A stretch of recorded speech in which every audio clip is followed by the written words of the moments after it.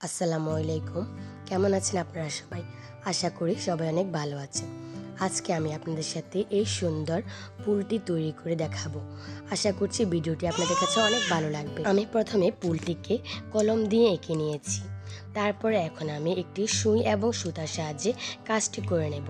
আমি প্রথমে এখানে একটি চেন টানা দিয়ে নিচ্ছি। এই পুলটি তৈরি করা একদম সহজ। আপনারা ভালোভাবে ভিডিওটি একবার দেখলে এভাবে পুল তৈরি করে নিতে পারবেন।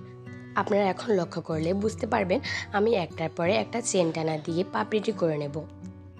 এই পুলটি আমি একটি গোল জামাতে তৈরি করেছি। আমি আপনাদের সাথে পুরো জামাটির ভিডিও শেয়ার করব। অসুস্থতার কারণে প্রায় 1 মাসের বেশি সময় থেকে আমি ঠিকমতো ভিডিও আপলোড করতে পারছি না। আপনারা সবাই আমাদের জন্য দোয়া করবেন। আর আমার ভিডিওটি যদি ভালো লেগে থাকে তাহলে অবশ্যই একটি লাইক দিবেন, কমেন্ট করবেন এবং চ্যানেলটা সাবস্ক্রাইব করে আমার পাশে থাকবেন এরকম সুন্দর সুন্দর সকল ভিডিও পাওয়ার জন্য। আপনাদের সবাইকে আমার চ্যানেল থেকে ঘুরে আসার আমন্ত্রণ রইল। আমার চ্যানেলে আপনারা হাতে তৈরি সকল কিছুর ভিডিও পেয়ে যাবেন।